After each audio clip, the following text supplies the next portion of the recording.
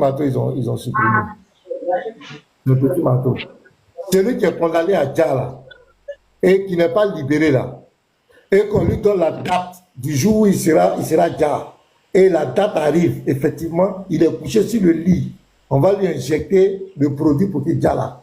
Il sait ou il ne sait pas? Réponds-moi aussi. Il ne sait pas d'abord parce qu'il n'est pas encore mort. Il ne sait pas d'abord.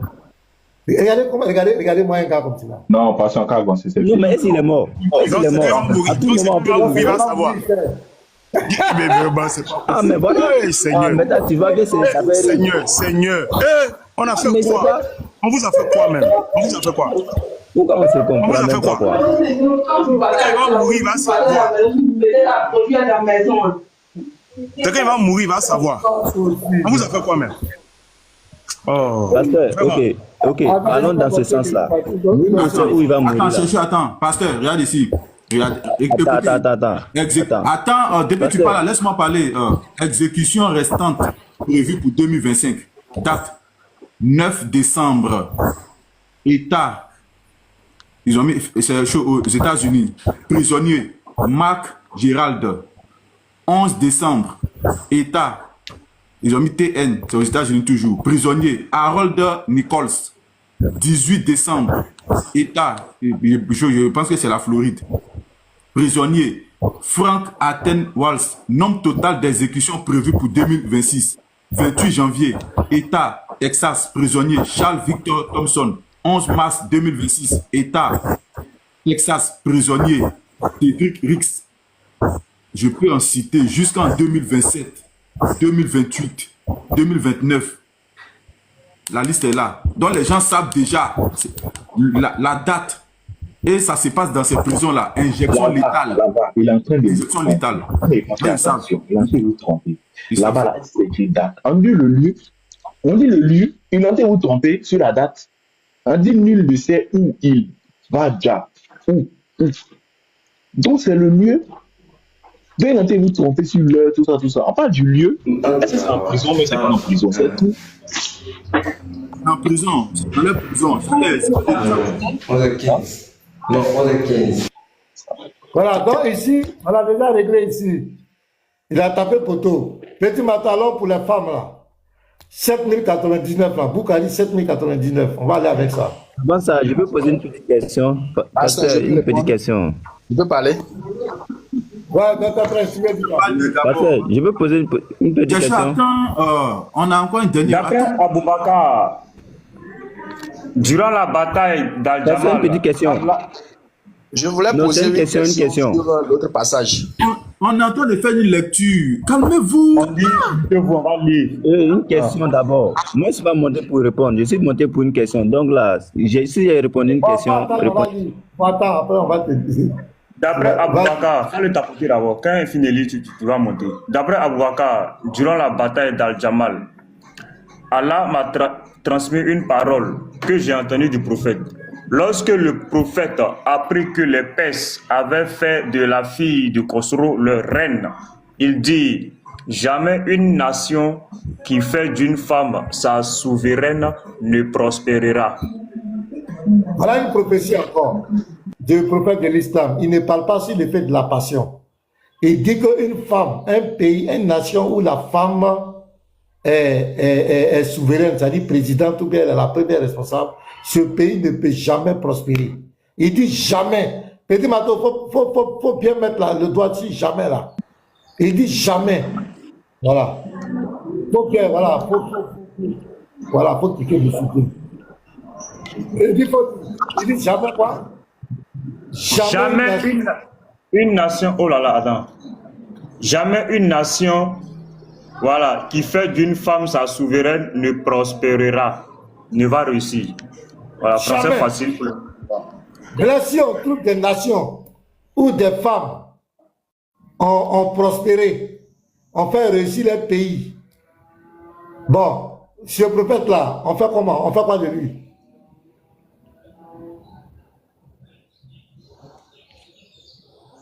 Est-ce qu'on peut dire que c'est un prophète de Dieu?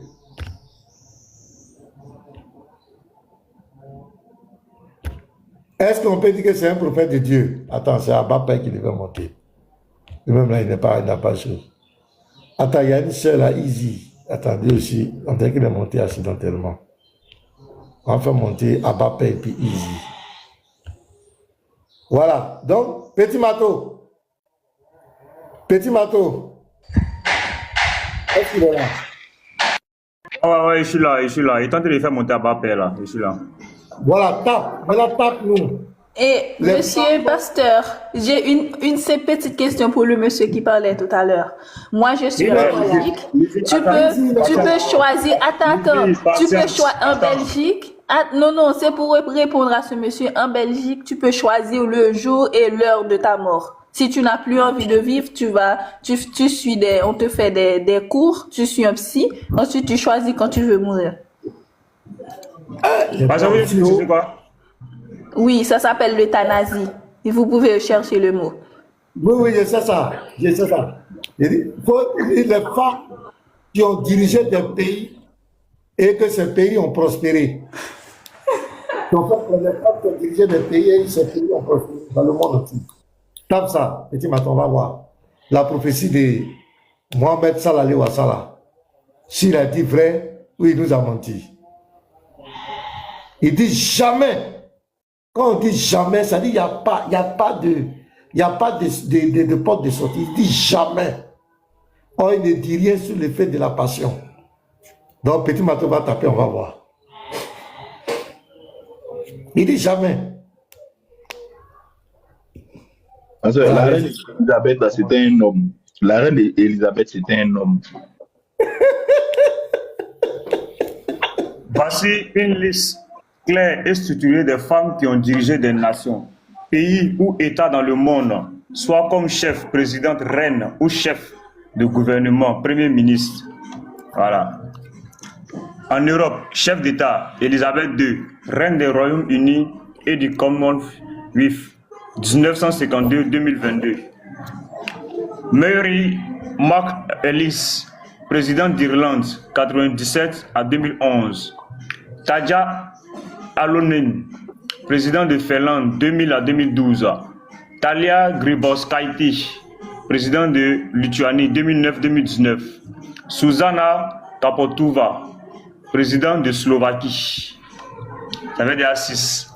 Chef de gouvernement, Margaret Thatcher, première ministre du Royaume-Uni, 79 à 90.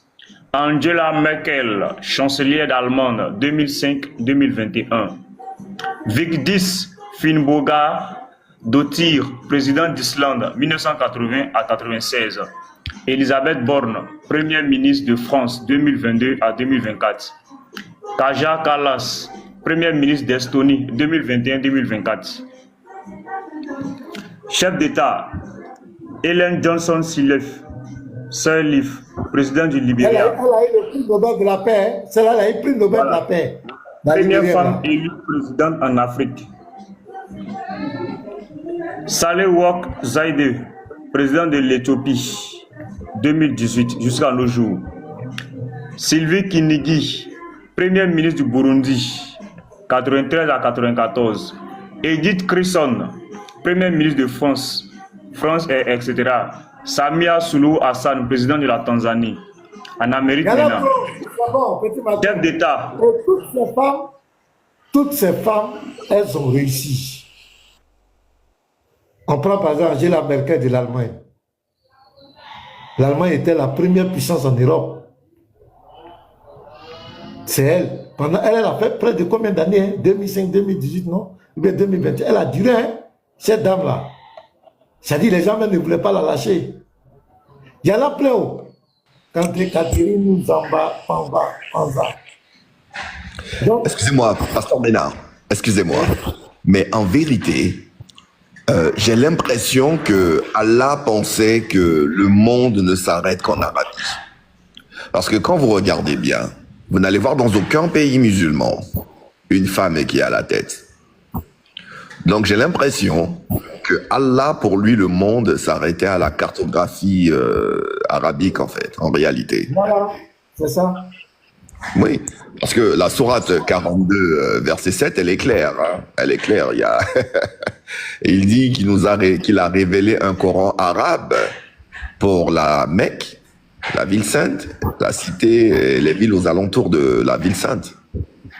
Vous voyez? Et donc, l'hégémonie d'Allah ne s'arrête que dans le monde arabe. Et il n'avait pas la conscience, lui qui est créateur, selon lui et selon Momo, du ciel et de la terre, qu'il y aurait des nations comme l'Allemagne et toutes les nations que Petit Marteau a citées, où on a vu des femmes qui étaient à la tête et on a vu ces nations prospérer. Voilà. Malheureusement pour Allah, ben, c'est à la poubelle. Ils ont tapé pour toi, hein. Ils ont tapé pour toi. Un méchant poteau, hein. Ils ont tapé pour toi. Vraiment un méchant poteau. Oui, parce que maintenant, il y a une autre prophétie encore. Comme en Boukhari 71-16, mon frère. Une autre prophétie encore. Ils vont nous expliquer ça. Il y a la sœur Queen, hein, la qui positionne. La sœur Queen, bonjour. Tu as quelque chose à dire, sœur? Oui, merci, bonjour. Je voulais juste rajouter à ce que Lise disait pour le Dja assisté. Ça se fait dans beaucoup de pays. Donc, évidemment, Mohamed ne savait pas que les choses allaient évoluer, que quelqu'un pouvait choisir, décider du lieu, de l'heure et même de la façon qu'il veut partir. Parce que les condamnés, non. Peut-être ils choisissent pas trop. Mais il y a les pays, il y a le Pays-Bas, il y a la Belgique, il y a le Luxembourg, il y a la Suisse, il y a le Canada, il y a l'Espagne, il y a la Colombie, l'Allemagne.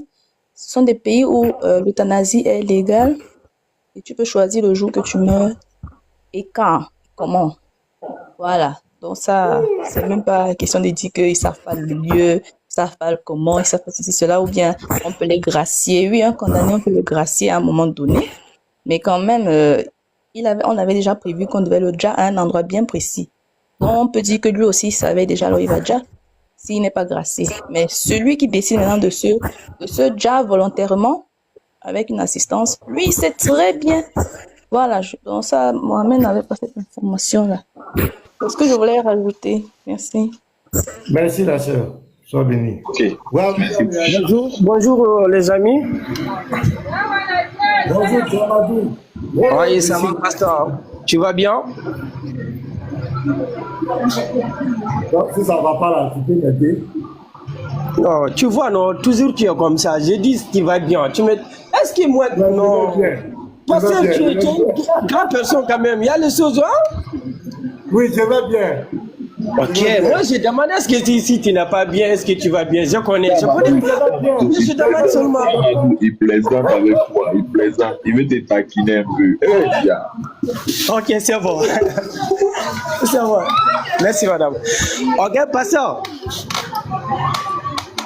Si c'est pas Dieu qui est créateur, attends, si c'est pas Dieu qui est créateur le ciel avec la terre là, c'est qui? Non, mon ami, il ne faut pas nous fatiguer. Mon ami, va ton avis. Dis, raconte-moi. Non, je demande seulement, non? C'est un client, pasteur, c'est un client. Allons-y. Les gars, avancez. Oui, prends mon Boukhari 71-16. On va voir la prophétie là. Voilà. Voilà. Des gens même qui ne savent même pas formuler une phrase sans faute. C'est eux qui veulent expliquer la Bible aux gens. Non, vraiment, c'est pas la peine. Je t'assure, c'est incroyable. Quand un musulman parle, tu sais automatiquement que c'est lui, quoi. C'est clair, tous des illettrés. Illettrés, c'est incroyable. Ils ne peuvent même pas faire une phrase. Tu vas comprendre automatiquement c'est le chrétien qui est là. Va tapoter là-bas. D'après Abu Huraïra, le messager d'Allah a dit: l'heure ne viendra pas avant que les fesses, c'est-à-dire eux là c'est ça, c'est pas sperme, c'est fesses, avant que les fesses des femmes, voilà, de la tribu des Daous ne se meuvent en tournant autour de Dul al-Khalasa. Voilà. Dul al-Khalasa était l'idole de la tribu que la tribu des Daous vénérait avant l'islam. Ok, l'heure ne viendra pas avant que les fesses des femmes ne remuent autour de Dul al-Khalasa. Ma question est de savoir où se trouve aujourd'hui, là, où se trouve la tribu des Daous et puis où se trouve Dul al-Khalasa. Parce que normalement, cette prophétie doit s'accomplir. Mais où se trouvent les Daous aujourd'hui et puis où se trouve Dul al-Khalasa? Est-ce qu'il y a quelqu'un qui peut me trouver Dul al-Khalasa?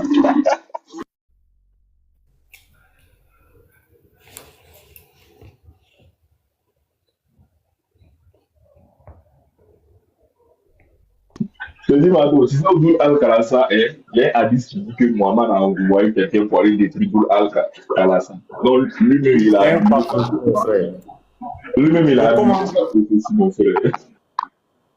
Comment on peut dire même que. Comment ça dit, on peut donner prophétie pour dire que l'heure ne viendra avant que les fesses des femmes ne tremblent. Bon, c'est bien Il faut rire, hein. Cette religion, c'est une religion de débauche. Toujours avec des allégories, des illustrations et vraiment charnelles, sexuelles. C'est vraiment une religion du phallus. Hein? Un paradis de concupiscence, hein? Avec des litres de spermiques, c'est incroyable, des rivières spermiques. C'est incroyable. Qu'est-ce que les fesses de femmes qui tournent, à quoi ça nous sert comme idée de repère? Franchement, des fesses de femmes qui tournent. Mais qui es-tu réellement? Hein? Franchement, c'est incroyable. Non, mais j'étais dans l'islam, vous savez, je vais pas vous mentir, j'étais dans l'islam, je connaissais pas toutes ces choses. Aujourd'hui, franchement, les frères, même moi-même, vous m'enseignez des choses sur l'islam. C'est incroyable. Et vous allez voir que la majorité d'entre eux n'ont pas la conscience ni la connaissance de ces choses. Hein. Ils sont sous état de choc. Hein. En fait, normalement, quand vous finissez les lives, vous devez leur offrir un ticket en psychiatrie. Parce que Diané a dit qu'il est stressé. Vous comprenez pas? L'islam, c'est-à-dire tomber sur vous, vous le stressez. Et maintenant, il n'arrive même plus à faire rien de lui-même. Il a besoin de mendier pour donner à manger à sa femme, à ses enfants. Il est stressé. Vous stressez les musulmans. Ils sont stressés par leur Allah. Ils supportent pas leur source. C'est incroyable. Hein, Pasteur Ménac et les frères, dites-moi, à quoi ça nous sert? Je ne sais pas, imaginez des fesses des femmes qui tournent pour être un point de repère. Franchement, on est où là? Et vous venez devant nous, c'est-à-dire avec vos barbes, avec vos cheveux blancs, et vous défendez des insalubrités, je sais pas, des insanités pareilles. Et vous vous trouvez intelligent. Normalement, vous n'avez même plus le droit de monter sur un panel. Qu'est-ce que vous voulez dire devant des bêtises, des conneries pareilles? C'est incroyable. Franchement, je suis dépassé. Comment on l'appelle? Anthropologue. Oui, Pasteur Ménard. Où Moïse a poursuivi la pierre là. C'est le numéro. 278. 278. On avait lu ça, non? Oui, on a vu 278. Je savais réactualiser ma liste. Moïse ou après une pierre. Voilà ça. Ça est Boukari 278. Pour là où il a cassé l'œil de la mort là, c'est le 1339, non? Où il a pété l'œil de l'esprit de mort là. C'est le 1300 combien? 39.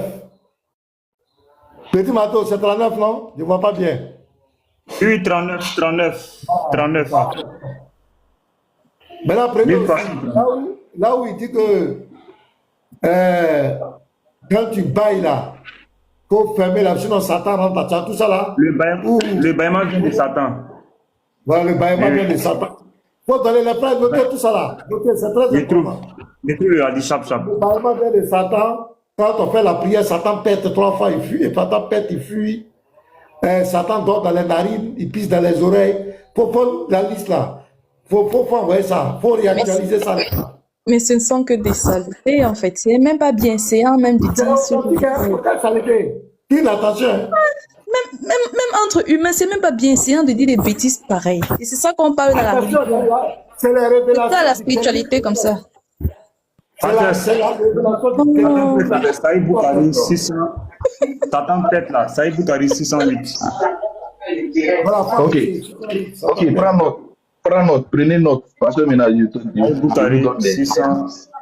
Je parle que des bêtises et des bêtises. Oui, Mato, il peut donner les hadiths. Oui, attends, il y a les numéros. Bon, vas-y. Ok, il n'y a pas de problème. Donc, prenez note et les frais. D'après Abu Huraira, le messager d'Allah a dit, notez, hein, mettez ça en commentaire les frères, mettez tous les trucs en commentaire. Saïd Boukari 608. 608. Voilà, Satan pète. 608, Saïd Boukari 608. D'après Abu Huraira, le messager d'Allah a dit, lorsque l'appel à la prière, la dame est lancée, Satan prend la fuite en émettant des gaz, voilà, bruyants.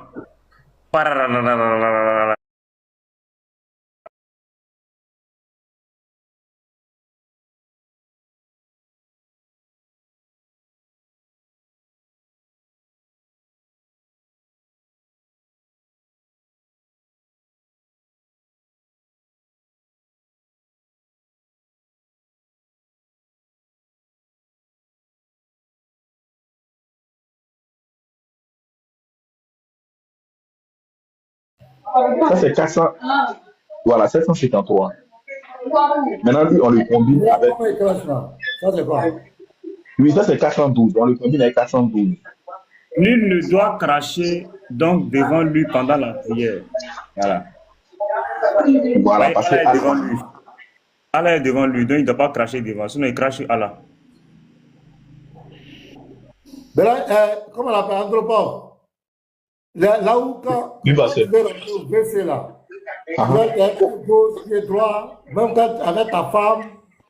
Ça est parce que maintenant, oui, c'est que tu vas prendre note, hein, tu vas prendre beaucoup de notes, parce que comment chier là, il y a une bibliothèque de chier ici. Ok, donc il faut prendre note. L'islam est trop sale. Hein. L'islam est très sale. C'est que des saloperies. C'est que des saloperies. Ok. Andropov, attends, Andropov. Oh, il est parti, Haroun. Oh là là. Mais vous savez, quand vous lisez des sources comme ça, j'ai bien envie de comprendre comment réagit le musulman face à ces sources. Pourquoi ils s'en vont tous? Je comprends pas. Non, on va les chercher. Cherchez-les. Les modérateurs. Cherchez-les, on les invite. Il va s'occuper sa forcée. Viens, monsieur Haroun. Tu fais un commentaire. Allez, montez le musulman. Youssef, monte. Mais Pasteur Ménard, j'ai une question. Puisque Satan dort dans les narines des musulmans, alors, donc on doit supposer que selon la taille des narines, il a droit à un lit, 1 place, 2 places, 3 places ou 4 places. Bonjour. Non, c'est les musulmans qui doivent expliquer ça. Voilà. Donc on va mesurer leurs narines pour avoir une idée du nombre de places de Satan. Motion. C'est très grave. Bonjour. Oui, bonjour. Attends un instant, s'il te plaît, Mali Ouazi. D'accord. Voilà, j'ai une préoccupation. Le Boukari, 229. Tu peux muter ton micro, s'il te plaît? Voilà, merci. Le Saïd Boukari, 229. Je rappelle que le hadith, il est authentique. D'après Aïcha, je lavais les traces de Janaba, entre parenthèses, vous voyez, des vêtements du prophète. Et il allait prier alors que les traces d'eau y étaient encore visibles. Ma question, tout homme qui va sexuellement avec sa femme, ça ne reste pas sur ses vêtements. Ça ne reste pas sur ses vêtements. Comment est-ce que le prophète de l'islam, le modèle excellent de tous les hommes, celui que l'humanité doit suivre, comment se fait-il que lui, sa semence, se retrouvait sur ses vêtements? Qu'est-ce qu'il faisait? Monsieur Ouazi,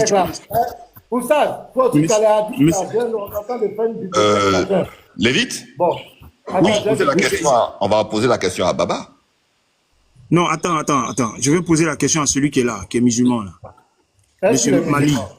Au Mali, là, beaucoup sont en train de fuir l'islam, hein. Donc il ne faut pas prendre... Mali Wizi, tu es musulman? Voilà, je suis musulman. Ok. Tu peux m'expliquer comment se fait-il que le prophète de l'islam, sa semence, se trouve sur ses vêtements? Par quel moyen, par quelle magie, par quelle alchimie? Non, en fait, en tout cas, voilà. dans mes sujets, il n'est pas arrivé jusqu'à ce niveau, tu vois, non? Non, tu n'as pas compris. Non, tu n'as pas compris. Tu n'as pas compris. Ouais, tu dis quoi? Attends, tu n'as pas compris. J'ai dit, ça là. Toi, quand tu vas avec ta femme là, est-ce que ça là, ça vient sur tes vêtements? Est-ce que ça vient sur tes vêtements? Bon, c'est pas lié, c'est les problèmes qu'elle a. Seulement si tu écoute-moi, C'est les messieurs là, pour des trucs là. Ok, je vais t'expliquer. Voilà. Ok, je vais t'expliquer. Faut t'éviter. Non, écoute-moi, genre, il le souffre beaucoup de fois, et puis il me plaît parce que c'est un bon chrétien. Bon, il fait les devoirs musulmans et les chrétiens pour nous donner les trucs, quoi, idées, quoi. Il le souffre, c'est pas aujourd'hui. Mais seulement, si tu avais que ici monté là, bon, comme là, ma soeur, lui qui a honte de moi, il dit l'islam est trop sale là. Bon, c'est ces côtés-là. Moi, parce que, bon, c'est question qu'on a en train d'expliquer, mais c'est pas. Voilà, le mot est un peu fort, quoi. Voilà. Voilà, sinon, il était souvent, ça va être longtemps même. Si ça t'a blessé, on retire la parole. Non, on a ça, moi. Moi, si t'es un bon chrétien sur moi, là, il te compte comme un mort de paradis. T'es musulman, t'es un bon chrétien, moi, en tout cas, il y a un touché. Moi, je choisis pas. Monsieur Wali. Voilà. Monsieur Wali. C'est Mali. Monsieur Mali. Oui. Tu veux que le pasteur aille dans ton paradis, là, c'est ça? Bon, il y a quelque chose là, les gens ne comprennent pas, quoi. Non, attends, monsieur Mali, attends. Attends. Tu veux que le pasteur aille dans ton paradis, là? Paradis, là, c'est pour tout le monde. Il est bien fait, ça. Monsieur Mali, est-ce que tu veux que le pasteur aille aussi dans ton paradis? Je vais, parce que si c'est moi, c'est que moi, il va chez lui là, si il travaille comme ça là, il va rentrer. Ok, merci. Pasteur. Voilà. Pasteur, vous voulez aller dans son paradis là? Non, ça ne m'intéresse pas. Mali, tu as entendu? Ok, j'ai bien entendu. Ok, maintenant il dit, toi, quand tu vas avec ta femme là, ce qui sort là, le liquide qui sort là, est-ce que ça vient sur tes habits? Vous savez, si mes amis comment bon. Quand ça sort là, quand tu vas quand tu vas avec... Je ne peux pas expliquer directement, mais faut pas avoir honte, il faut bien expliquer comme ça. Ok, d'accord. Voilà, ok, il n'y a pas de problème. Aïcha, la femme du prophète, elle dit, je lavais les traces de sperme des vêtements du prophète. Je veux savoir comment sperme là fait pour venir sur vêtements du prophète. Ah, si tu n'as pas couché à la femme là, tu peux pas voir. Si tu avais que tu vois ça là, ça que tu es sorti à la femme, soit par tu es réveillé que tu es sorti à une femme, soit en réalité, tu es sorti à une femme. Là, tu peux avoir, si tu es sorti à une femme, forcément, tu vas avoir, soit par erreur. Pour moi, quoi. Tu n'as pas compris ma question. J'ai dit, comment il a fait, puis son sperme là, c'est venu sur ses vêtements. Français, look, mon boss. Français, look, voilà. Bon, c'est bon. Merci. Merci. S'il y a quelqu'un qui peut expliquer en Djoula. Je vais lui poser la question. Non, il ne comprend pas français. Ça sert à rien. Faites monter un autre musulman. Attends d'abord, attends Lévi, je vais essayer. Mali, les os qui est en bas là-bas, là, sauce que tu mets là-bas dans femme. Oui. Maintenant, quand la l'eau c'est sorti, ça sorti si femme ou les os c'est sorti si habits? C'est sorti, c'est sorti de la femme ou soit les médecins, sinon c'est pas habit, ça sort. D'accord, très bien. Maintenant, quand la l'eau là, ça sorti. Quand la l'eau là, ça sorti, et ça sorti si son habit. C'est que bon, en tout cas, vraiment. Comme il dit François, les loups pour moi là. Comme ces messieurs là, il les souffre beaucoup de fois, mais en tout cas, il aime son affaire.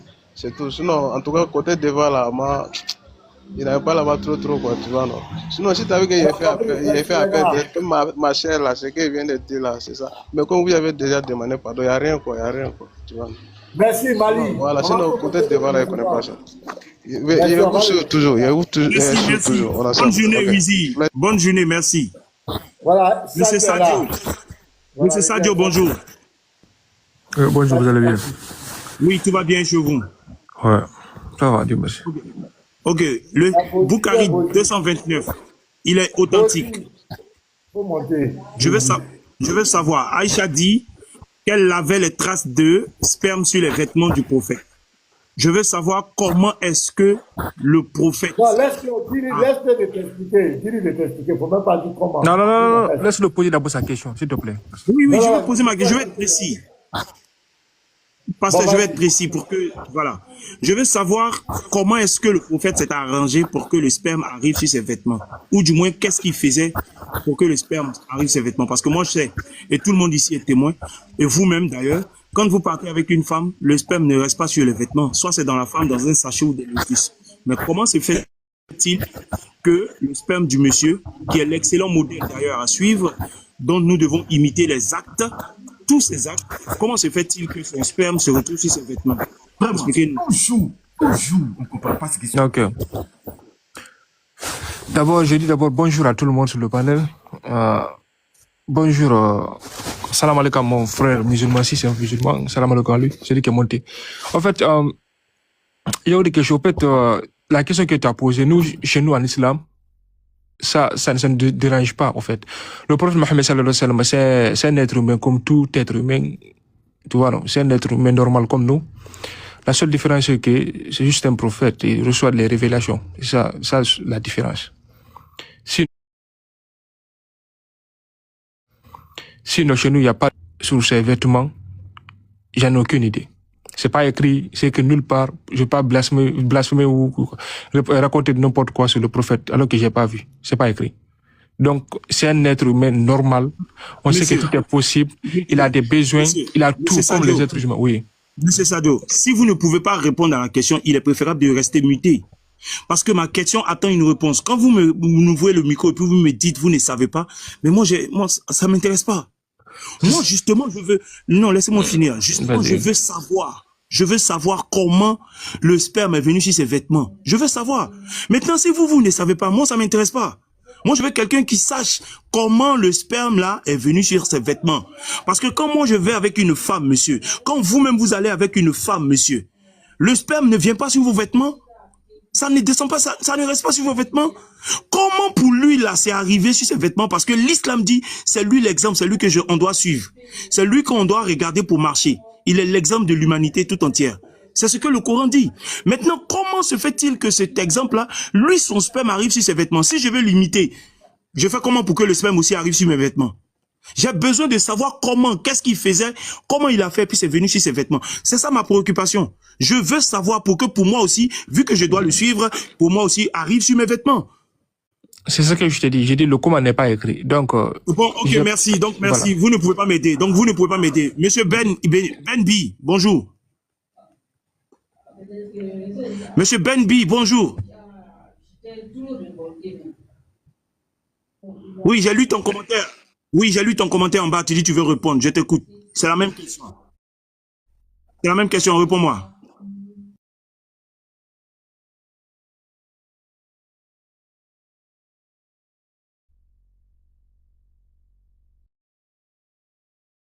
Justement, exactement. Comment il s'est arrangé pour que son sperme arrive sur ses vêtements? Qu'est-ce qu'il faisait? Comment il a fait?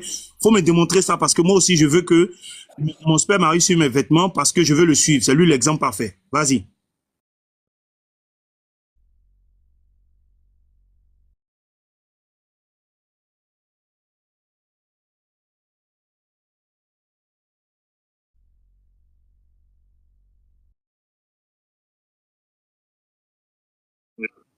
Monsieur, moi, je regarde, monsieur, chaque jour que Dieu fait que je me lève, je regarde mes vêtements, il n'y a pas de sperme dessus. Les garçons qui sont ici, quand vous vous réveillez, et puis ceux qui sont dans les commentaires, quand vous vous réveillez, il y a sperme sur vos vêtements. Moi, j'ai jamais vu ça. Maintenant, par contre, Lévite, si tu veux, je peux donner une alternative à notre frère Benby. Non, ne lui donne pas de porte de sortie. Ne lui donne pas de porte de sortie. Non, c'est pas une porte de sortie. Regarde, je lui donne deux idées très simples. Parce que Benby, il y a deux manières pour que cette eau-là, elle sorte.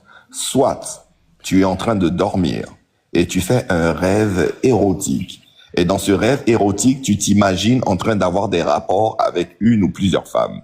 Et là, ça peut sortir durant ton rêve, durant ton sommeil. D'accord? Ça, c'est un point. Maintenant, deuxièmement, ça veut dire que toi seul, avec ta main, tu te fais plaisir. Tu comprends? Toi seul, tu te fais plaisir. Et puis l'eau sort et ça sort sur tes vêtements. Voilà les deux manières que moi je connais. Maintenant, si tu en as une troisième, on t'écoute.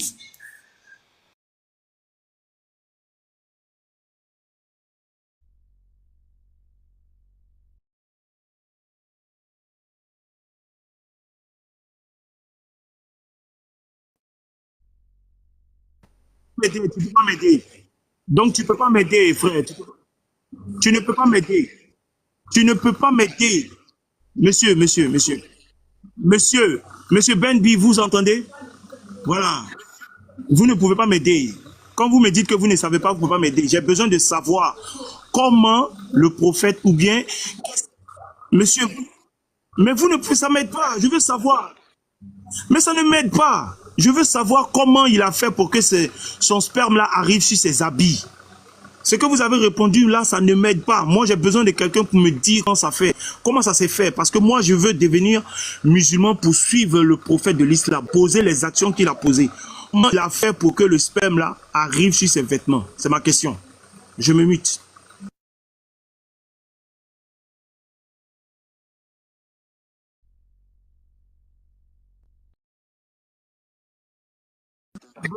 Dans les commentaires, on dit on n'entend pas, hein. On dit on n'entend pas dans les commentaires. Moi, je ne sais pas ce qui se passe. Le pasteur aussi est en pause là. Dans les commentaires, on dit on n'entend pas.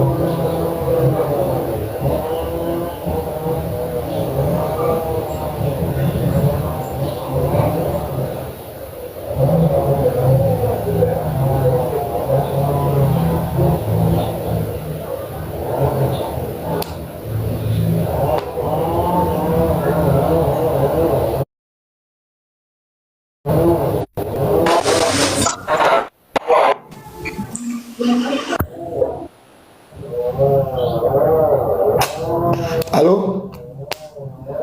Oui. Oui, man of God. Oh, j'étais en sourdine. Je sais. Ça bug. Je sais pas. Est-ce que vous m'entendez bien? Oui, on vous entend, mais ça bug de temps en temps. Dans les gars, tapotez.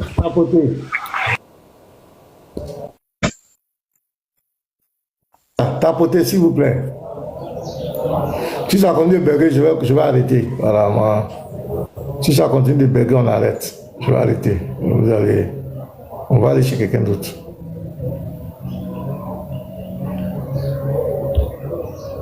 Allô, c'est bon maintenant? Oui, c'est bon. Oui, c'est bon. C'est pas un pasteur Ménard. C'est parce que vous étiez en sourdine. Non, c'est le bug. Maintenant, c'est bon. Je crois que c'est bon. Ouais, donc on était à quel niveau? Des tapes de sperme. On veut l'explication des musulmans pour nous dire comment ça se Oui, fait. c'était moi. C'était moi qui répondais à la question de Lévite. Il demandait comment le sperme est arrivé sur l'événement du prophète. Bah, le texte n'a pas précisé, mais en ce que je sache que le prophète est un homme comme lui. Voilà. Il peut arriver parfois que des traces de sperme puissent arriver dans ses vêtements, comme tous les hommes. Voilà. Maintenant, le texte n'a pas précisé comment. Si dans sa tête, lui, il a déjà quelque chose dans sa tête, c'est à lui de préciser. Hein. En tout cas, moi, on a lu, le texte n'a pas précisé. Et je suis monté pour répondre le hadith que vous lisez. J'ai monté pour répondre à ce hadith-là. Les hadiths qui parlent du diable qui dort dans les narines, etc. Non, je dois payer.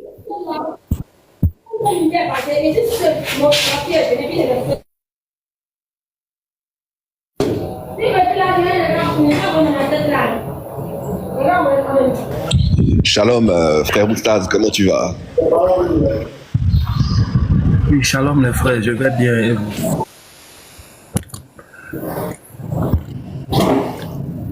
Vous m'entendez? D'accord, lui dit quoi? Oui, 5 sur 5. Le prophète est un homme, il peut se tromper, il n'y a pas de problème.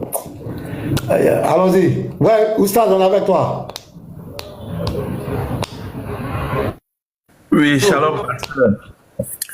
Je viens d'arriver, j'étais en train de charger mes munitions là. Mais bon, on va aller dans la même perspective. Je ne sais pas si le musulman il va nous expliquer.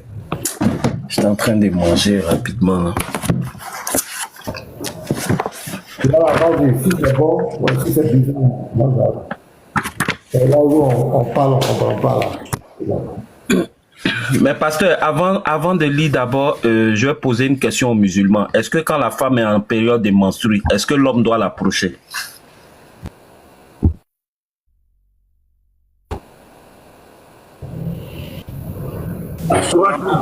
Non, sinon le Coran 2, 222. Question, c'est pour moi ou bien?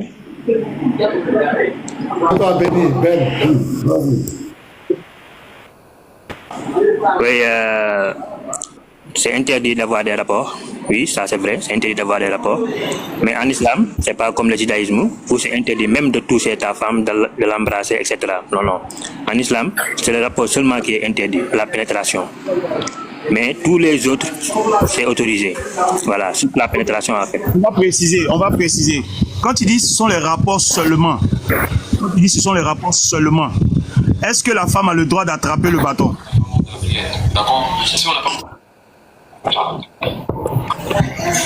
Tout est autorisé. Je répète, tout est autorisé, sauf la pénétration. Ok, je pense que c'est clair. Vas-y, Oustaz. Bon, là, c'est comme s'il venait contredire le verset du Coran, Sourate 2, verset 222, qui dit de ne pas approcher les femmes. Bon, c'est pas grave, je vais lire un truc et puis il va nous expliquer. Béni, c'est Ben, non Ben, je suis dans Abu Daoud. Hadith 149. D'après Moussa ibn Ismaël, d'après certaines épouses du prophète, lorsque le prophète voulait... Ben, tu as vu? Il peut lire le mot lui-même, il n'a qu'à lire. Ben, il faut lire le mot. Lorsque le prophète voulait jouir avec une de ses épouses, il mettait un drap sur son sexe. Voilà, explique. Okay. Ça veut dire quoi?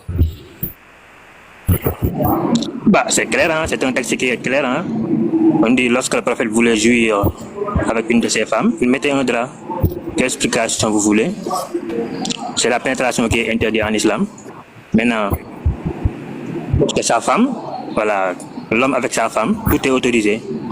Voilà, si ça vous choque, ah bah c'est vous, hein. Mais si c'est quelque chose de légal. Attends, je mets le verset du Coran. Laisse-moi parler, Lévi, laisse-moi parler. Oui, tu peux parler. Je mets seulement le verset. Je termine. Ok. L'homme avec sa femme, tout est autorisé. Voilà. Ce qui est interdit, c'est la fornication, l'adultère. Maintenant, l'homme avec sa femme, bah, si ça vous choque, c'est à vous, hein. En tout cas, un homme jouit de sa femme. Voilà. Pour faire plaisir à sa femme, bah, il n'y a rien qui est interdit, hein, en islam. En tout cas, en islam. Parce que l'islam, c'est la vie. L'islam, il suit l'homme. On va lire le Coran. L'islam, il suit l'homme depuis son enfance jusqu'à sa tombe. Monsieur, on va lire le Coran. Et il t'interroge, Sourate 2, verset 222. et il t'interroge sur la menstruation des femmes, dis, c'est un mal.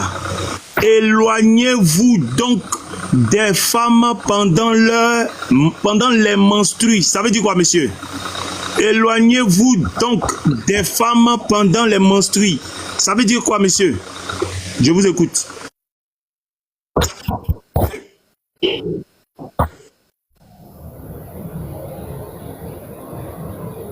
Monsieur Ben. Attends, je bug ou quoi? Quelqu'un ici, hein. On t'entend bien. J'ai dit, il t'interroge sur la menstruation des femmes. Dis, c'est un mal. Éloignez-vous donc des femmes pendant les menstrues. Ça veut dire quoi?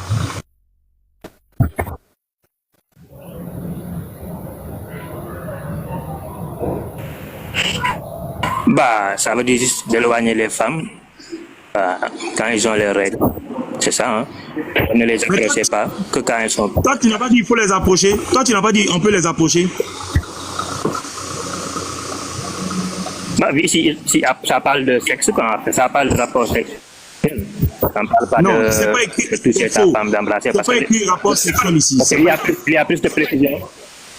Non, c'est pas écrit ici. Bah, le Lévite, moi, je ne suis pas... Je ne suis pas avec un coraniste, je ne suis pas coraniste quand même. Bon, faut nous donner la source où on dit c'est rapport sexuel. On peut tout faire sauf rapport sexuel. Faut nous donner la source. Bah, c'est simple, il faut prendre le tafsir unique. Ou bien le Tabari, ou bien Al-Qurtubi. Ils vont t'expliquer. Ils vont même te citer des hadiths. Oustaz est là? Oui, je suis là. Pardon, faut mettre le tafsir.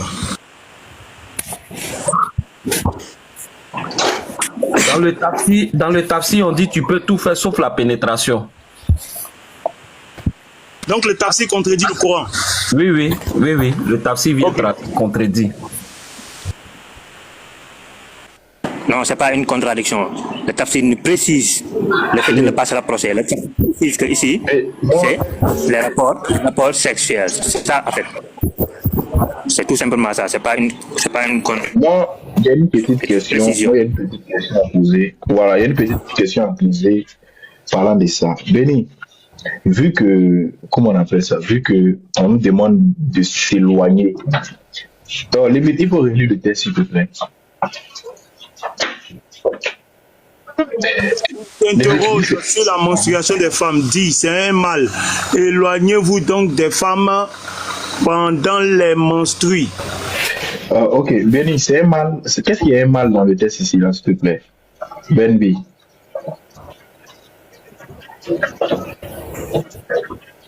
Benby. Le mal ici, c'est juste de... Je n'ai pas salué. C'est quoi le mal? De s'approcher des femmes, d'avoir des rapports, c'est ça qui est le mal en fait. Le mal, c'est la menstruation, non, dans le texte ici, là. Le mal ici, c'est le fait de s'approcher de la femme, d'avoir des rapports. Non, on dit, il faut relire les vêtements. Non, c'est pas... Il faut relire, tu vas voir quelque chose. C'est pas non, le mal, c'est pas la menstruation simplement. Parce que l'interrogation... Pardon, il y a un décalage ou bien? Non, vas-y. Mais pourquoi? En fait, moi, je ne comprends pas. En fait, pourquoi l'interreligieux vous parlez de menstrues, de sexe, alors qu'il y a des enseignements spirituels, moraux, en fait, des choses très importantes, mais il n'y a que de sexe. En fait, nous, en islam, on sait tout ça en islam. L'islam enseigne tout. L'islam enseigne toute la vie de l'homme. C'est ton Coran qui parle de ça. C'est ton Coran. Ton Coran même va plus loin. Ton Coran parle des seins arrondis des femmes. Donc, pourquoi tu refuses qu'on parle de ce que ton Coran parle? C'est ton Coran qui en parle? Limite, attends, s'il te plaît. Attends, tu vas voir. Oui, on parle de plusieurs sujets ici, mais aujourd'hui, là, c'est ce qu'on a décidé de traiter. Quel est le problème? Oui, comment on appelle ça? Oui, la sœur Queen, attends, s'il te plaît. Voilà. Donc, Benby, il veut savoir, la menstruation, c'est une impurité ou bien c'est une purité, s'il te plaît?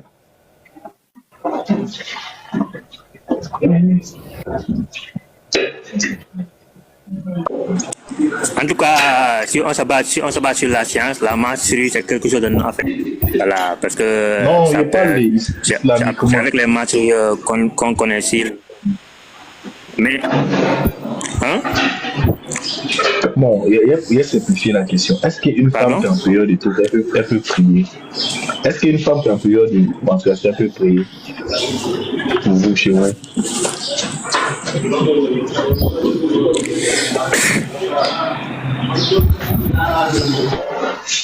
Hein? Benby. Lévite, on m'entend pas, hein? Quand il parle, on m'entend pas. Je t'entends. Bon, Andoko, On s'entend très bien. On fait tout simplement béni. Ce n'est pas béni de venir décider de quel sujet, de quel thème on doit parler. C'est tout. Oui, Lévite, attendez, vous allez voir ce qui va se passer. Vous allez voir Je descends, Ando. Ok, ça marche. T'as pas de problème. Benby, je veux savoir, une femme qui a besoin de menstruation chez vous, est-ce qu'elle peut prier? Elle peut prier. Hein? Oui, s'il voit c'est menstrué, je crois que la femme reste 40 jours. Je crois que c'est 40 jours. On peut pas prier avec les menstrues, c'est faux. Ok. Mais il est récompensé comme quelqu'un qui prie en fait. Très bien. Elle ne peut pas prier avec les menstrues. Pourquoi? Benby, pourquoi elle ne peut pas prier avec les menstrues? Quoi? Pourquoi elle ne peut pas prier avec les menstrues?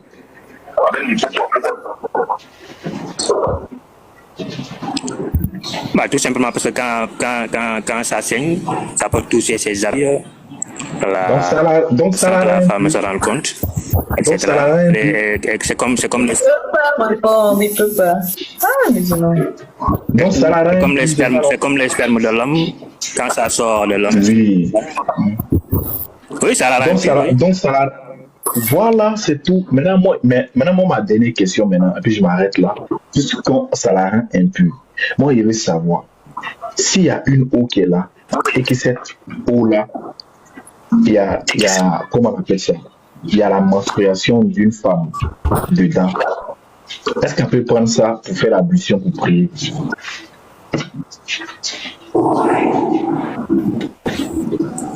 Bah là, tu entres dans la jurisprudence, le fiqh, parce que il y a un hadith où on dit que le prophète a fait des ablutions sur où il y a des décès, etc. Donc ça rentre dans le fiqh, de dos, etc. Oui, je sais que ça rentre dans le fiqh, mais est-ce qu'on peut prier avec l'eau? Puisque tu as dit que ça rend impur, ça c'est clair, tu as déjà dit que ça rend impur. Non, avec l'eau fiqh ou avec l'explication en fait. Benby, le frère, c'est moi qui bug ou bien c'est lui? Non, on t'entend, hein, Andrew. On t'entend bien. Voilà. Donc, maintenant, il y a mais je veux savoir, est-ce que cette eau, on peut prendre cette eau-là en fait, puisque tu as dit que ça rend impur. En fait, je veux juste que vous...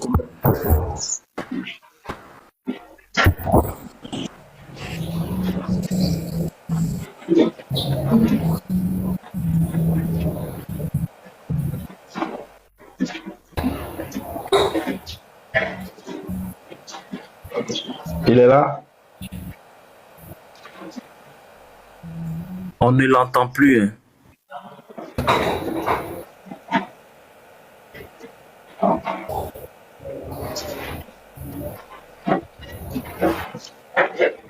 Il a déjà dit que ça rend. Il dit que ça rend impur. Tu buguais en fait. Je crois que c'était ma connexion. Je crois que c'était ma connexion qui déconne. Ok, donc je pose ma question. Puisque tu as dit que l'eau, comment on appelle ça? Ça rend impur. Je veux savoir, une eau qui contient de la menstruation, est-ce qu'on peut utiliser ça pour faire l'ablution? Pour prier. Mais je crois qu'en fait, je parlais comme ça dans le vide. Vous m'entendez pas en fait. Parce que là, ça rentre dans le domaine du fiqh. On t'entend maintenant. Oui, mais si ça rentre dans le domaine du fiqh, quand même, tu peux répondre à ma question?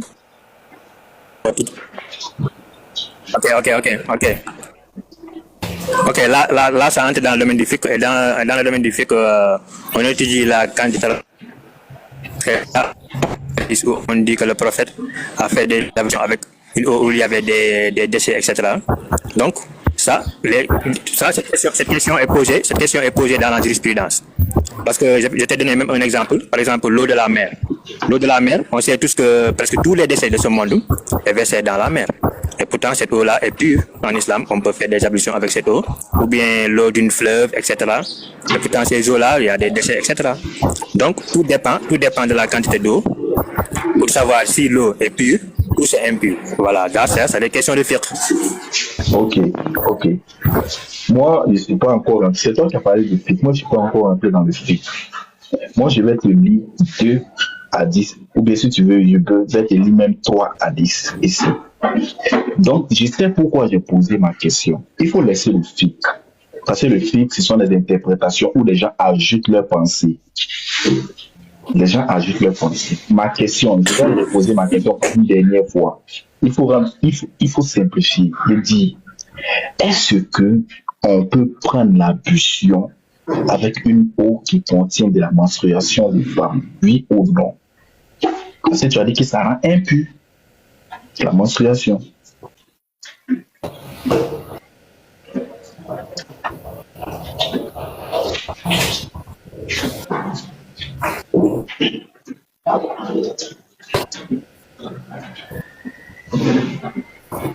Il est tombé dans la cave. Ok, donc je lis le hadith, les frères. Ça va être très compliqué pour lui. Voilà, rapporté par Jami Al-Timidi, Abu Saïd Al-Khudri a raconté, il a été dit au Messaïd d'Allah, nous allons utiliser de l'eau de pluie de Bouddha pour effectuer l'ablution, alors que c'est un puits dans lequel les chiffons de menstruation, la chair de chien et la putride sont déversés. Parce que maintenant, écoute bien, le hadith, moi, ça me choque. Il a été dit au Messaïd d'Allah, allons-nous utiliser de l'eau des puits de Bouddha pour effectuer l'ablution, alors que c'est un puits dans lequel les chiffons de menstruation, la chair de chien et la putride sont déversés. Le messager d'Allah a dit, en effet, c'est-à-dire oui, l'eau est pure et rien ne la rend impure. Donc, malgré tout ça, les chiffons de menstruation des femmes, des chiens qui sont dedans, voilà ici on nous dit que ça a été rapporté par At-Tirmidhi 66, An-Nasaï 326, An-Nasaï 327, An-Nasaï 328 et puis Abu Daoud 66. Est-ce que l'eau ici là, on parle des degrés d'eau, il n'y a pas de degrés d'eau, n'essayez pas d'arranger ce qui n'est pas, n'essayez pas d'arranger vos tests. Donc ça veut dire que si la menstruation rend impure selon eux, alors on peut se purifier encore avec de l'eau qui contient de la menstruation. Mais c'est quoi ça là? Ah, vraiment. Donc les frères, ce que je voulais lui montrer. Attends, c'est quel numéro là? C'est At-Tirmidhi 66, parce que là. Abu Daoud aussi a rapporté ça. Oui, Abu Daoud a rapporté ça. Ah, ok. Pasteur, vous pouvez me mettre... Relis le hadith là. Ok, je relis le hadith. Jamais Al-Tirmidhi 66. Voilà. Il a été dit, oh, messager d'Allah, allons-nous utiliser de l'eau du puits de Bouddha pour effectuer l'ablution, alors que c'est un puits dans lequel les chiffons de menstruation, la chair du chien et la putride sont déversés? Le messager d'Allah a dit, en effet, l'eau est pure et rien ne la rend impure.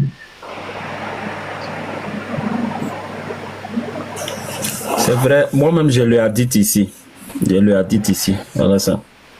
On jetait les cadavres de chiens, les chiffons de sang menstruel et les prépuces des gens. Le prophète dit l'eau est pure et rien ne la souille.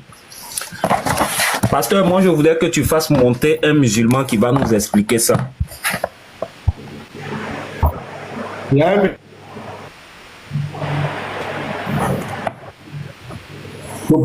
musulman. Voilà, faut qu'il nous explique l'allaitement de l'adulte là, c'est quoi? Parce que dans l'islam, on allait l'adulte. Faut qu'il vienne nous expliquer ça, l'allaitement de l'adulte. C'est Malik qui rapporte ça, voilà. Et même le verset de l'allaitement de l'adulte. Oui, mais faut qu'il nous explique d'abord le chapitre. Sinon, je lui ai dit ici, je lui ai dit qu'il est là, où le prophète a demandé qu'on allaite. Voilà. Voilà. C'est un thème important. Et l'allaitement de l'adulte, le verset se trouvait dans le Coran. Hein? Parce qu'avant, on allaitait, c'était 10 tétés. Mais après, Allah a réduit à 5 tétés. Mais il faut qu'il vienne nous expliquer ça. L'allaitement de l'adulte. Il faut qu'il vienne nous expliquer. Ça consiste à quoi? Oui, l'allaitement d'adulte, il y a plusieurs points. Mais je vais te donner un point vraiment important. C'est pas un musulman qui est là. Andropov, il y a un musulman qui est là. Laisse-le expliquer. Monsieur Toporaz, bonsoir.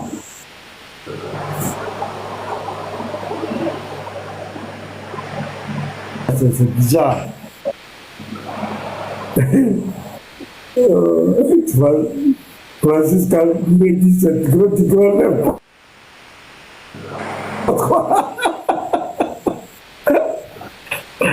Oh, regarde. Oussad, tu m'entends? Oui, je vous entends. Le musulman, il faut qu'il nous explique. On dit qu'il y a un musulman qui est là. L'allaitement de l'adulte, là, c'est quoi? Bon, je lui donne la parole, il ne parle pas. Donc, va se dire, va faire la sanda.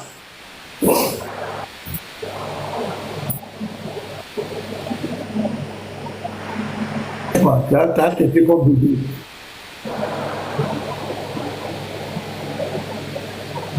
Et si madame n'est pas à la maison, elle peut tirer le lait, mettre dans le biberon pour donner à son mari. C'est seulement une question, hein. Attends, il va nous expliquer. Toporaz, c'est là?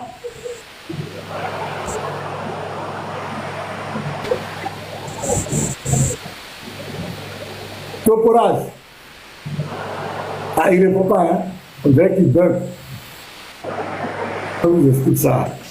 Il y a des femmes qui travaillent, elle n'est pas toute la journée. Il ne bug pas. Elle doit allaiter, il fait comment? Elle doit tirer pour mettre dans le biberon ou bien?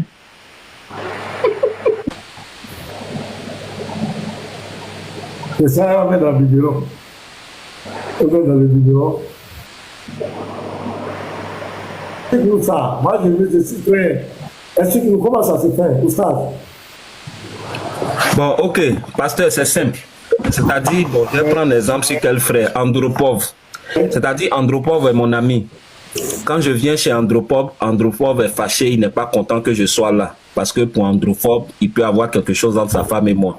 Donc voilà que pour que je sois à l'aise et je vienne régulièrement chez Andropov, moi, j'allaite la femme d'Andropov. C'est-à-dire, la femme d'Andropov me donne ses seins, je tète une fois, je m'en vais, je reviens, je tète 2 fois, jusqu'à 5 fois. Ça veut dire que je deviens son frère de lait. Il ne peut plus avoir quelque chose entre nous. Bon, si madame est dans l'autre. En arabe, on appelle ça maharam. Pour te rendre maharam interdit, parce que. Attends, je vais vous lire à 10 même sur ça. Je vais vous lire à 10 sur ça, vous allez mieux comprendre l'histoire. Voilà. Parce que maintenant, je vous lis à 10 sur ça, l'allaitement des adultes. Là, comme ça, vous allez mieux comprendre. Voilà. Sahih Muslim, parce que maintenant, prends note. Sahih Muslim 1453.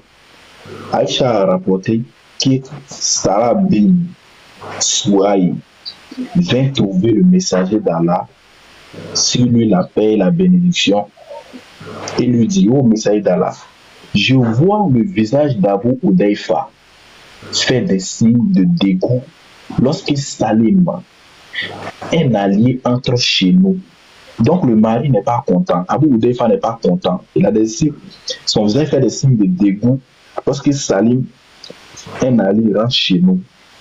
Le messager d'Allah dit alors, allaite-le. Allaite-le. Elle dit, comment puis-je l'allaiter alors qu'il est adulte?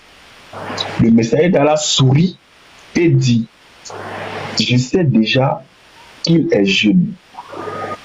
Amir a ajouté dans son récit qu'il a participé à la bataille des Badr, c'est-à-dire c'est pas un enfant.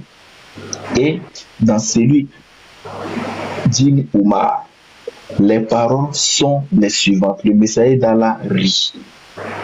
Donc, parce que maintenant, au fait, si, par exemple, si moi, je viens chez toi à la maison et que, non, je vais prendre un autre cas.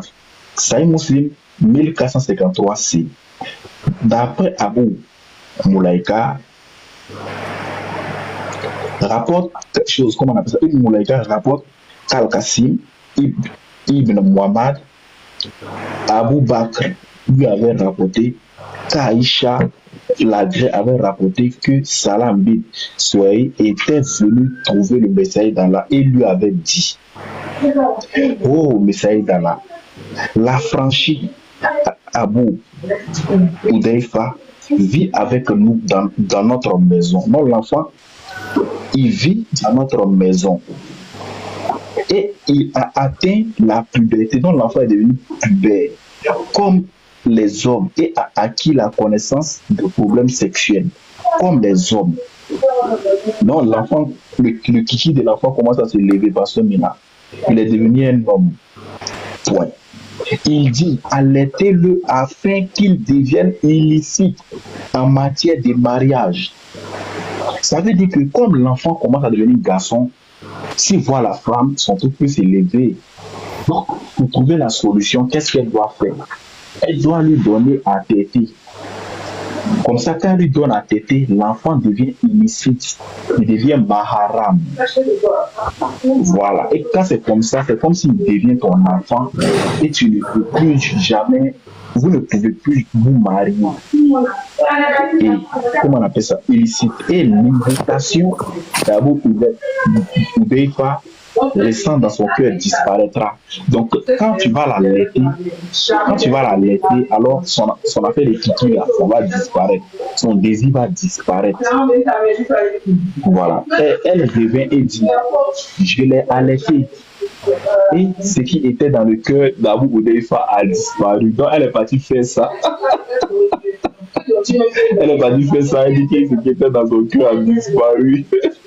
Dans les vrais, c'est Sahih Muslim 1453. Si. On dirait qu'il y a Topaz qui est là, hein. Toparaz. Toparaz, tu es là maintenant? Toparaz, est-ce que tu nous entends? Toparaz est là. Toparaz ne veut pas répondre. Bon, il n'a pas de... Pasteur, voilà les enseignements du prophète de l'islam. Hein. Il faut allaiter l'adulte. Il faut l'allaiter. Et même, ça se trouvait aussi, ce verset-là se trouvait dans le livre d'Allah. Hein. Ça faisait partie des versets que la chèvre a mangé. Parce que quand tu prends Abu Daoud, tome 1, qu'est-ce qu'on dit ici?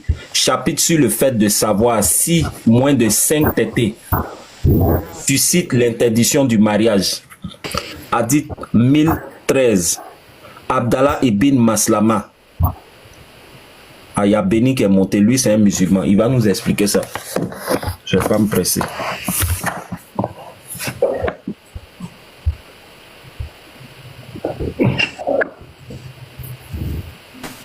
Bon, moi, je continue de lire, c'est mieux.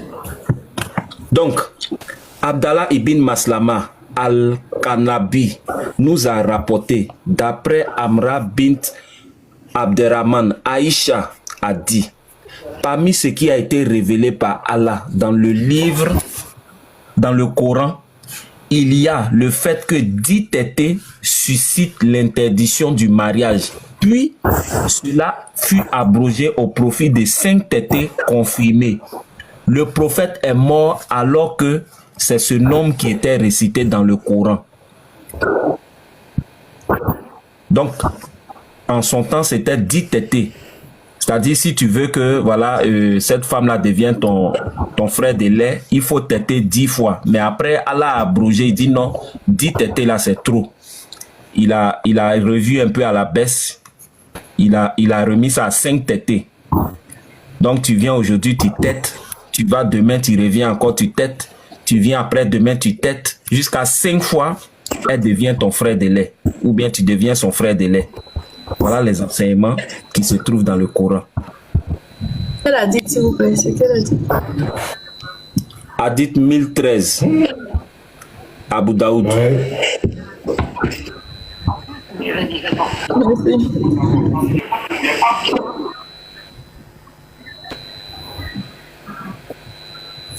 Maintenant, je vais lire un autre truc aussi.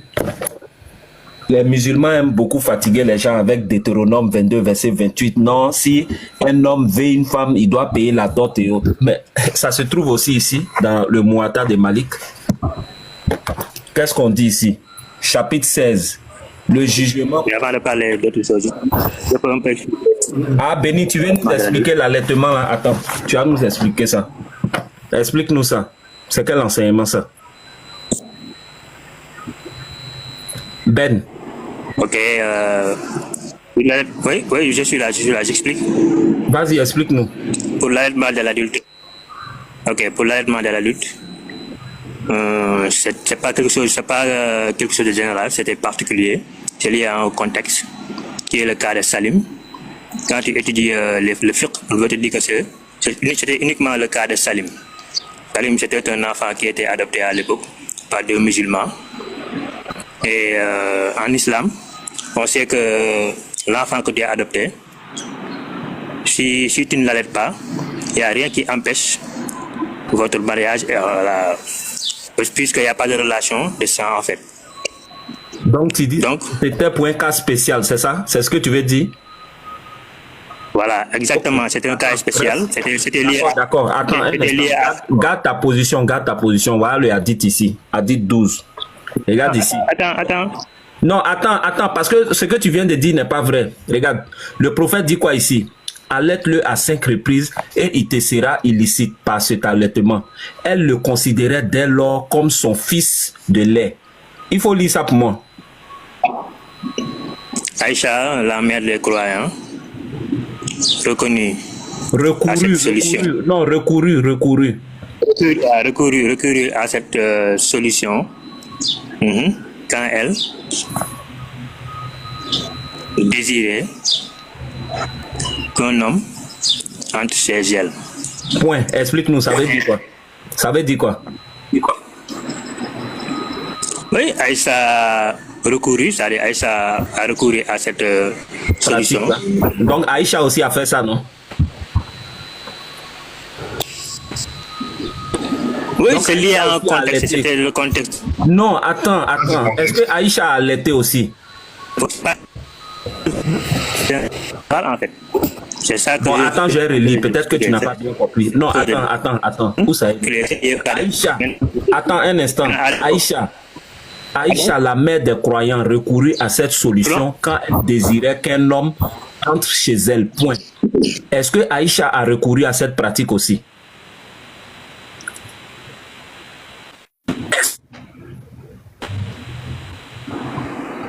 Oui, c'est écrit ici, c'est écrit qu'Aïcha a recouru à cette pratique. Mais pourquoi tu as dit que c'était un cas exceptionnel pour cette dame-là, alors que Aïcha aussi l'a fait?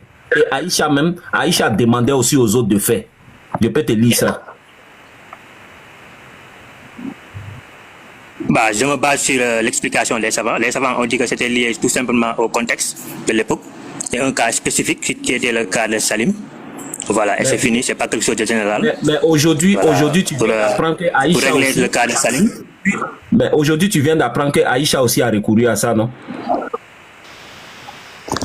Oustaz. Oui. Il faut bien... En tout cas, c'est écrit dans ce livre. Bendy, s'il te plaît, Bendy, s'il te plaît. Je suis en train de prendre la parole, d'accord? Faut bien lire. Aïcha voulait qu'un homme entre chez elle. La femme du prophète voulait qu'un homme entre chez elle. Et pour que l'homme puisse entrer chez elle, qu'est-ce qu'elle a fait? Elle lui a donné la tétée. Alors, Benbi, tu es musulman, j'ai quitté l'islam. Il y a un hadith, je me souviens plus c'est quoi le nom, le numéro de ce hadith, mais je vais le chercher. En réalité, quand un musulman veut voyager, je ne sais pas si tu connais ce hadith, Oustaz, peut-être que tu le connais, mais quand un musulman veut voyager et qu'il a laissé sa femme à la maison et qu'il y a des employés qui sont adultes et qui ont la capacité de pouvoir monter cette femme, alors cette femme doit sortir son bustier, donner à allaiter chacun des employés de la maison avant que le mari ne voyage. Comme ça, cette femme devient comme leur maman et ils ne peuvent pas avoir des rapports intimes avec leur maman. Ben, il faut arrêter de mentir ici, s'il te plaît. Ce n'est pas lié à un contexte. D'accord? Il faut arrêter de mentir.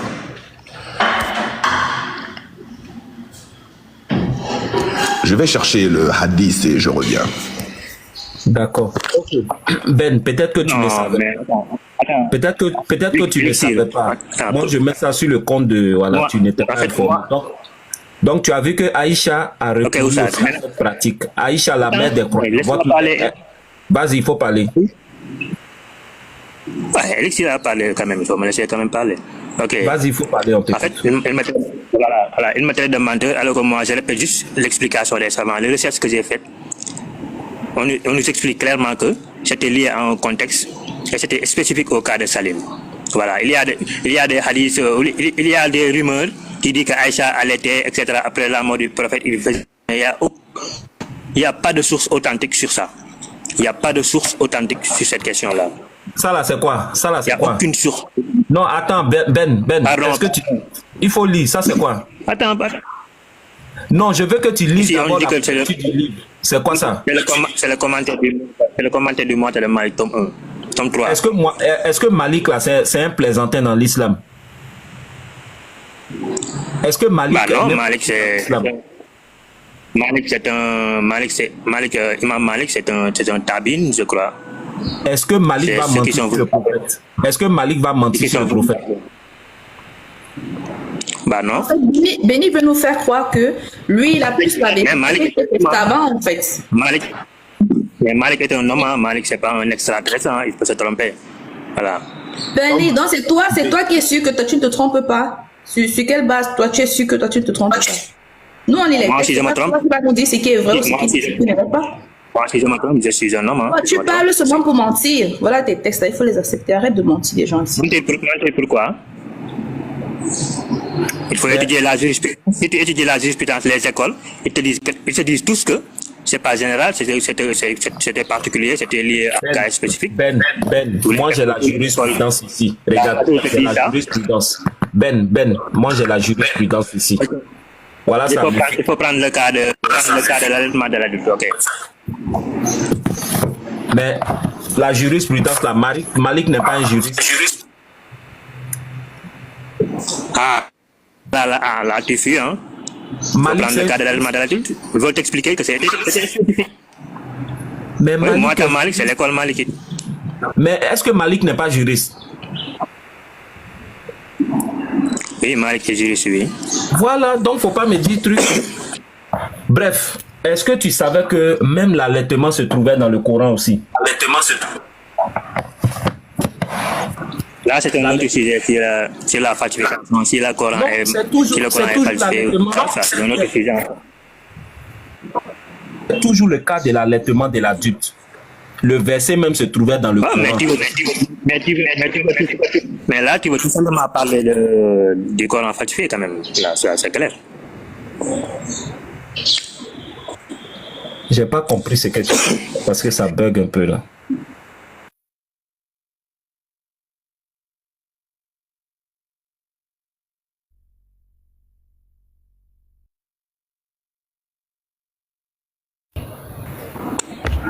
Ok, je peux parler. Allô? Là, tu m'entends? Oui, on vous entend. Là. Ok. En fait, je veux tout simplement vous expliquer. Ou bien c'est moi qui bug, je sais pas. Pasteur, moi je vous entends parfaitement. Ça bête. Bon, les gars, on va s'arrêter là. D'accord, pasteur. C'est pas live. Maintenant, c'est pour conclure, pasteur. Ça bête, c'est pas bon.